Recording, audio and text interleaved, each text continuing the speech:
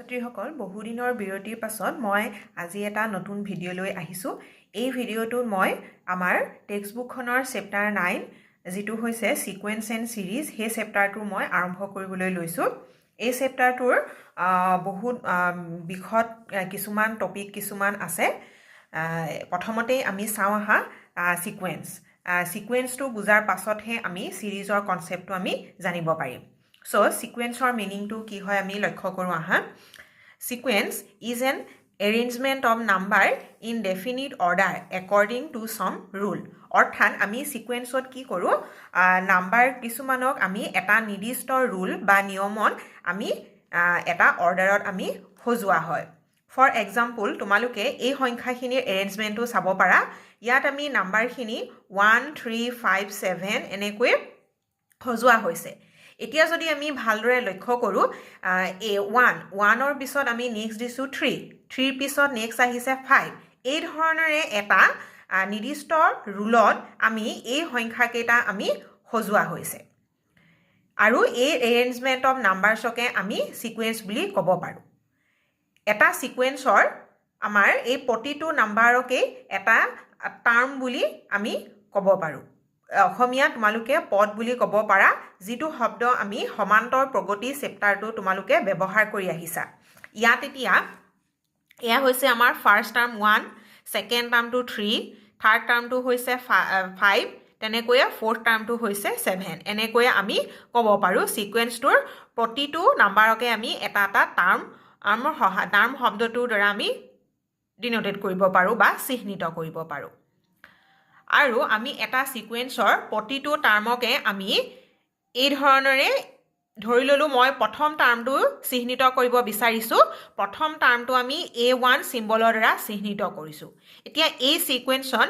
A1 অৰ্থাৎ first টাৰ্মটো হৈছে 1, তেনেকৈয়ে ছেকেণ্ড টাৰ্ম চিম্বলটো হৈছে A2 is 3, similarly third term A3 is 5, then fourth term A4 which is 7। এনেকৈয়ে আমি এটা সিকুৱেন্সৰ প্ৰতিটো টাৰ্মকে আমি A1, A2, A3, A4 আৰু তেনেকৈয়ে কণ্টিনিউ কৰি A5, A6 এনেধৰণেৰে আমি চিহ্নিত কৰিব পাৰোঁ। এতিয়া তেনেধৰণেৰে আমাৰ হৈ লাষ্টৰ টাৰ্মটো হ'ব আমাৰ AN।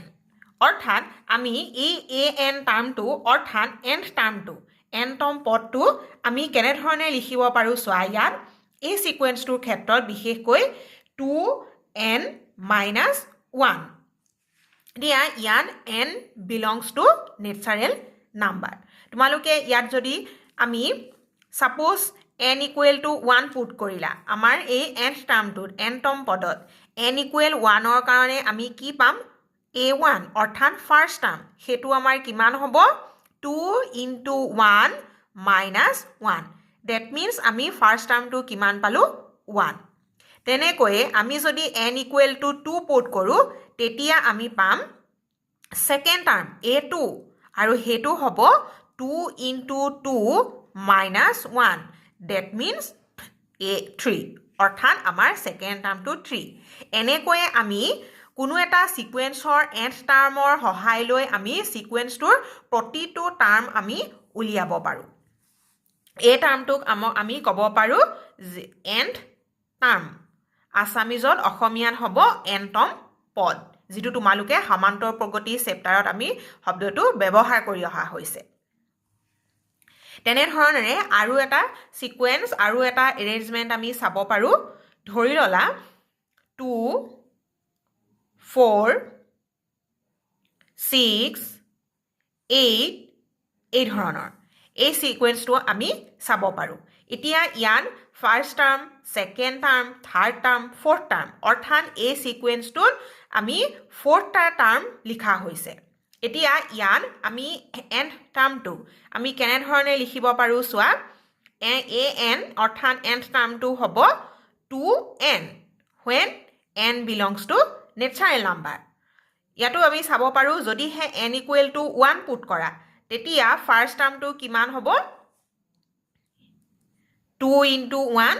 অৰ্থাৎ 2। এই আমাৰ ফাৰ্ষ্ট টাৰ্মটো 2।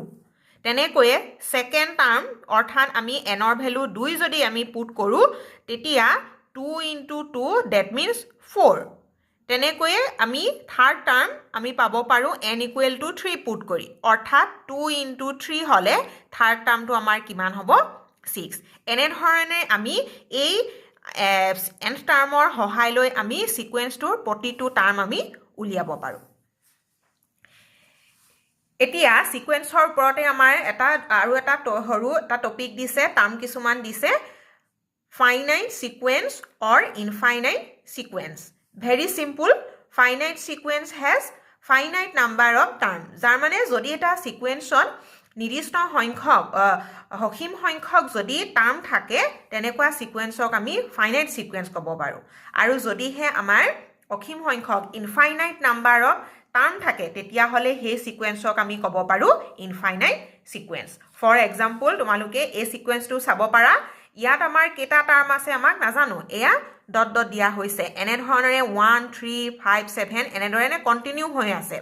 সিকুৱেন্সটো এটো আমাৰ ইনফাইনাইট সিকুৱেন্স ইয়াত ইনফাইনাইট নাম্বাৰ অফ টাৰ্ম ইয়াত সোমাই আছে আৰু এই সিকুৱেন্সটো হ'ল ফাইনাইট সিকুৱেন্স দ্যাট মিন্স এই সিকুৱেন্সত অনলি আমাৰ 4টা টাৰ্ম হে দিয়া হৈছে গতিকে টাৰ্মৰ নাম্বাৰ অফ টাৰ্মৰ ওপৰত ভিত্তি কৰি আমি সিকুৱেন্সটো ফাইনাইট সিকুৱেন্স এণ্ড ইনফাইনাইট সিকুৱেন্স হিচাপে আমি ভাগ কৰিব পাৰোঁ তাৰ পাছত তোমালোকৰ টেক্সটবুকখনত আৰু এটা স্পেচিয়েল টাইপ অফ সিকুৱেন্স দিছে হেয়া হৈছে ফিবনাকি সিকুৱেন্স এতিয়া ফিবনাকি সিকুৱেন্সটো মন কৰা 1 2 1 1 2 3 5 8 ডট ডট ডট এই সিকুৱেন্সটো আমি ফিবনাকি সিকুৱেন্স বুলি ক'ব পাৰোঁ আৰু তোমালোকে এই সিকুৱেন্সটো যদি ভালদৰে লক্ষ্য কৰা এই সিকুৱেন্সটোত কোনো ধৰণৰ প্যাটাৰ্ন আমি ধৰিব পৰা নাই তাৰ মানে কোনো এটা নিৰ্দিষ্ট ৰুলৰ দ্বাৰা এই প্ৰতিটো টাৰ্ম আমি পাব পৰা নাই কিন্তু আমি আৰু নিজৰ ফালৰ পৰা এই ধৰণে আমি ক'ব পাৰোঁ এই সিকুৱেন্সটোৰ ওপৰত যে ইয়াত ফাৰ্ষ্ট টাৰ্মটো 1 আৰু সেকেন্ড টাৰ্মটো 1 অৰ্থাৎ প্ৰথম দুটা টাৰ্ম আমাৰ একেই নেক্সট আমি যদি থাৰ্ড টাৰ্মটো চাওঁ থাৰ্ড টাৰ্মটো আছে 2 আৰু সেই 2টো আমি কেনেকৈ পাইছোঁ আমি যদি চাওঁ 1 + 1 দ্যাট মিন্স আমি কেনেকৈ পাইছোঁ first term plus second term প্ৰথম আৰু দ্বিতীয় টাৰ্ম দুটা আমি প্লাস কৰিলত থাৰ্ড টাৰ্মটো পাইছোঁ সিমিলাৰলি ফৰ্থ টাৰ্মটো আমি যদি উলিয়াবলৈ চেষ্টা কৰোঁ তেতিয়া আমি কেনেকৈ পাম চোৱা এয়া second term plus third term অৰ্থাৎ 1 + 2 কৰিলত আমি ফৰ্থ টাৰ্মটা পাইছোঁ তাৰ মানে ফিবনাকি সিৰিজত কি হয় কোনো এটা টাৰ্ম আমি কেনেকৈ পাম তাৰ আগৰ দুটা টাৰ্ম যদি আমি প্লাস কৰি দিওঁ তেতিয়া আমি সেই নিৰ্দিষ্ট টাৰ্মটো পাম এতিয়া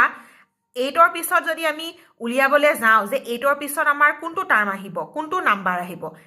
তেতিয়া আমি কেনেকৈ গম পাম যে এতিয়া 8ৰ পাছৰ নাম্বাৰটো পাবলৈ আমি কি কৰিম 5 + 8 আমি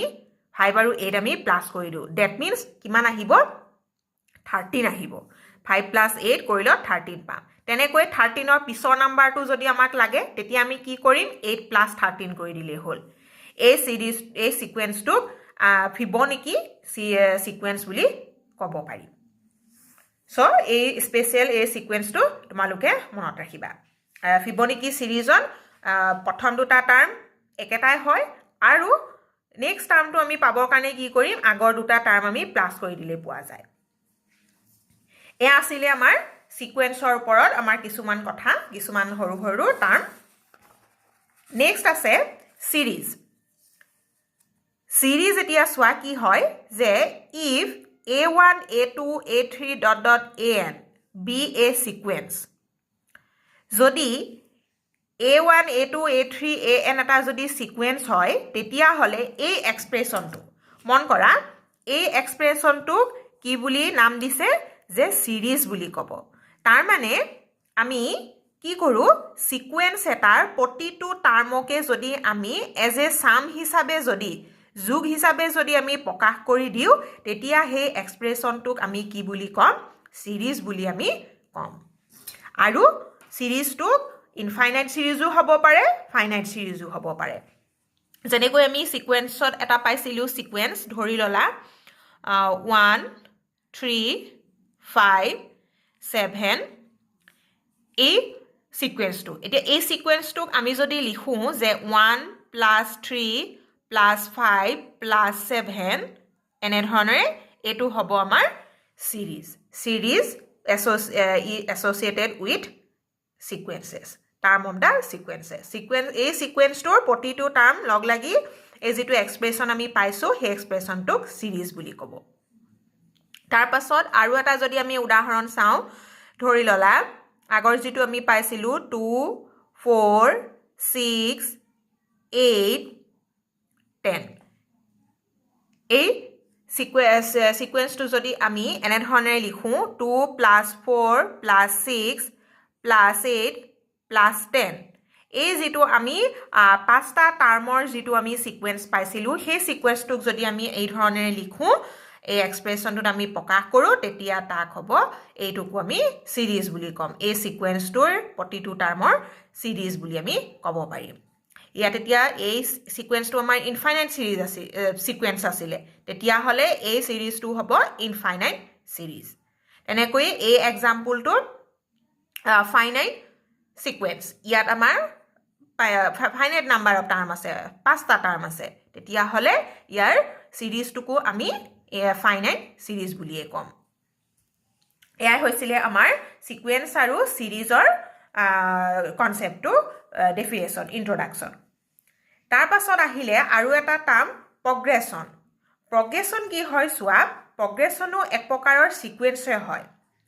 কেতিয়াবা তোমালোকে এনেকুৱা কিছুমান সিকুৱেন্স পাবা য'ত কোনো নিৰ্দিষ্ট প্যাটাৰ্ন নাই ৰুল নাই বা কিছুমান সিকুৱেন্সে আকৌ এটা স্পেসিফিক বা এটা